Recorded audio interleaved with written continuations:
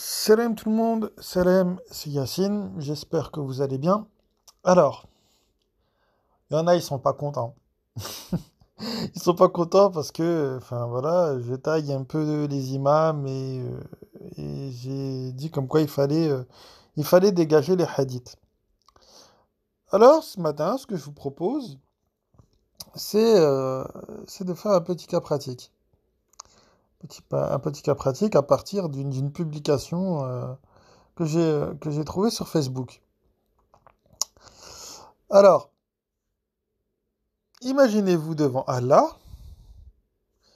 Donc Allah il dit une chose, puis il la répète, il la certifie, puis il la renforce, puis il la rappelle, et vous lui répondez, euh, Allah, Seigneur, je me permets, Votre Majesté, Rabb al-Alamin, y a-t-il un hadith de Bukhari ou Muslim, rapporté par un sahaba, qui confirme vos dires?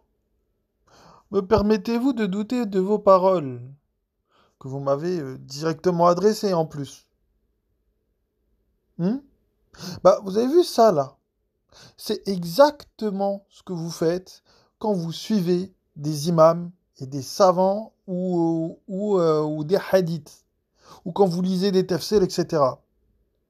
Allah, il vous dit que le Coran, il est clair et voilà, qu'il est explicite et qu'il n'a rien omis d'écrire dedans. Mais donc, enfin, je sais pas, il y a des versets qui sont répétés pour renforcer bien le truc, comme le verset là que je vous mets à l'écran, là, le 212. On vous rappelle à maintes reprises dans le Coran à n'être voué qu'à Dieu seul et à faire le bien. Mais non, mais non.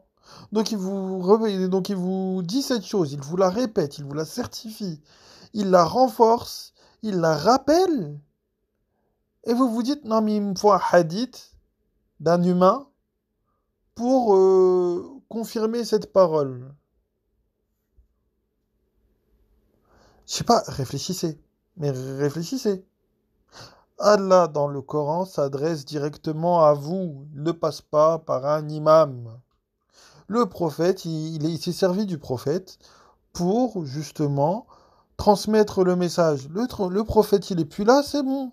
Le messager, il est plus là, c'est bon. Le message, il est là. Le message, il est resté. Le messager n'est plus là, mais le message, il est resté. Le message, c'est le Coran. Pas le Bukhari, pas Muslim, pas le Muwatta de l'imam Malik, rien d'autre. Rien d'autre.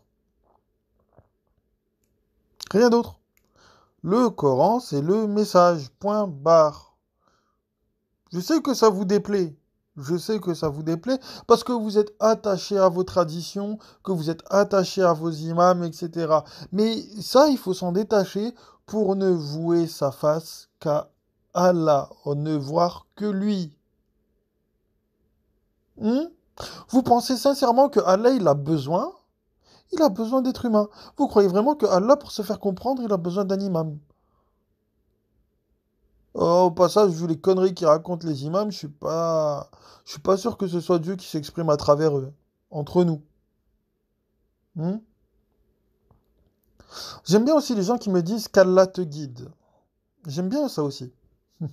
C'est gentil de me le souhaiter. Mais l'intention qui est derrière, elle est mauvaise.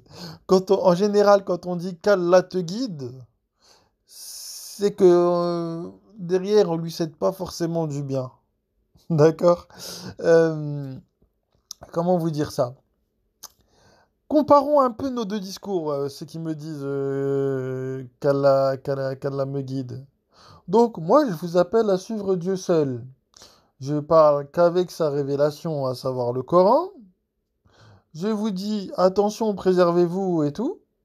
Faites attention à l'association, au shirk, parce que c'est le seul péché qu'Allah ne pardonne pas.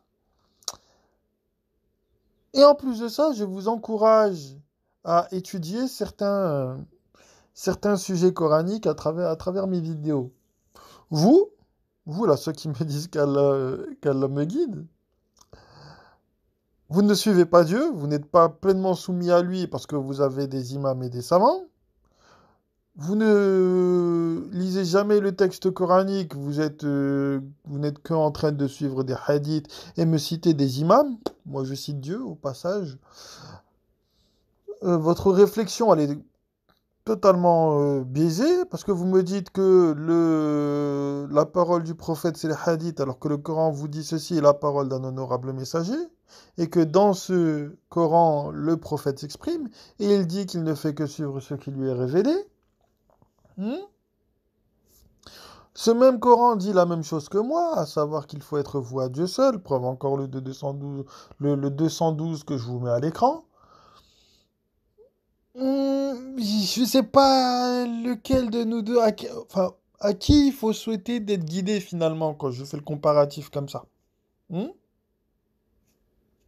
Je sais pas à qui faut le souhaiter finalement. À moi ou à vous? Hmm.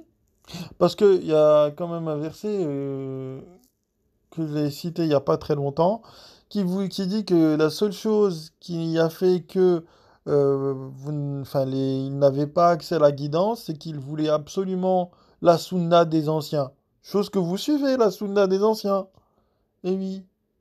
Oui, quand vous dites les pieux prédécesseurs, mais déjà qui vous a dit qu'ils étaient pieux, vous les avez jamais connus, les mecs. Vous ne les connaissez même pas, vous les avez pas côtoyés. Vous savez même pas en réalité s'ils ont réellement existé. Vous ne le savez même pas. Franchement, honnêtement. Heureusement qu'Allah vous dit de ne pas suivre ce sur quoi il n'a fait descendre aucun argument. Est-ce que vous trouvez un argument sur l'existence de Abu Bakr, etc. dans le Coran? Moi, je vous dis, hein, il y a la sourate 9, le verset 100 et 101. On te dit les premiers qui sont rentrés dans la religion, ils étaient bien, mais par la suite, le prophète, il était entouré d'hypocrites, et lui ne savait pas lesquels étaient les hypocrites. Il ne savait pas. Parmi ceux qui l'entouraient, il ne savait pas. On ne savait plus trop s'ils étaient là de manière sincère. Hmm. On ne savait pas. On ne savait pas. D'ailleurs, c'est bizarre, hein. Les hypocrites dans le Coran, ils disent beaucoup de choses que vos imams disent quand même. Comme par exemple, le feu ne nous atteindra qu'un temps. Ils vous font attester que Mohammed est le messager d'Allah. Allah dit que ceux qui font ça sont des hypocrites parce qu'ils prennent leur serment comme bouclier. Mhm. Et que ceux qui disent ça, ce sont eux les ennemis. Mhm. Je sais pas, lisez la sourate 63. Je sais pas, hein, lisez le 63.1 jusqu'au 63.5. Lisez, lisez. Mhm. Ouais, enfin, je sais pas, hein, moi je vous file juste des clés de réflexion. Après, vous faites ce que vous voulez, les mecs. Après, vous faites ce que vous voulez. Mais s'il vous plaît, ne me dites plus qu'Allah te guide en étant rempli plein de haine. D'accord? Hmm. Ce serait sympa. Parce que pour être guidé, il faut être voué à Dieu seul. Et qu'à Dieu. Et qu'à Dieu. Hmm. Après, je sais quel argument va me sortir. Ouais, mais Yacine, ton code civil, ton code pénal, ton code du travail, c'est comme les hadiths. Ah non, non, non, non, non, c'est pas comme les hadiths. Ah non, non, non, non, non, je suis désolé. Le verset il dit la chose suivante. Malheur à ceux qui écrivent de leurs mains un livre et le présentent comme venant d'Allah. Hmm. Je répète. Malheur à ceux qui écrivent de leurs mains un livre et qui le présentent comme venant d'Allah. Quand est-ce qu'on vous a dit que le code civil ou le code pénal ou je sais pas quel code venait de Dieu? Personne ne vous a présenté ça comme étant des livres religieux, à ce que je sache. Par contre, les 40 hadiths Qudsi là, de Nawawi, là, les 40 Nawawi, là, les hadiths Qudsi là. Ah, ça, on vous les présente comme venant de Dieu, hein. Ah, ça vous pose pas de problème. Ah, ils vous ont écrit un livre. D'accord? Ils vous ont écrit un livre de leurs mains, ils vous le présentent comme venant de Dieu, et les hadiths Qudsi, hein, mais ça vous pose pas de problème. Le code pénal ou le code du travail ou je sais pas quel autre code, qu'on ne vous présente comme ne venant pas de Dieu, on vous dit juste c'est des lois, entre guillemets, non religieuses pour la paix civile et pour régler certaines affaires de la société, ça vous pose problème. Mais que des mecs viennent vous inventer des paroles sur le prophète et sur Dieu, ça ne vous pose pas de problème. Incroyable. Incroyable. Moi, j'ai pas souvenir que Napoléon, quand il a fait le code civil de 1804, il ait dit que ça vienne de Dieu, hein. Quand j'ouvre le code civil, il n'est pas marqué Bismillah ar-Rahman ar-Rahim, hein, comme quand j'ouvre un recueil de hadith ou un tafsir, hein. Je sais pas, hein. Ah oui, non mais c'est incroyable. C'est incroyable. Ah, lisez d'abord correctement les versets, s'il vous plaît. D'accord? Après, vous viendrez me faire des reproches. Voilà. Sur ce, je vous passe le salam et je vous dis à une prochaine. Salam.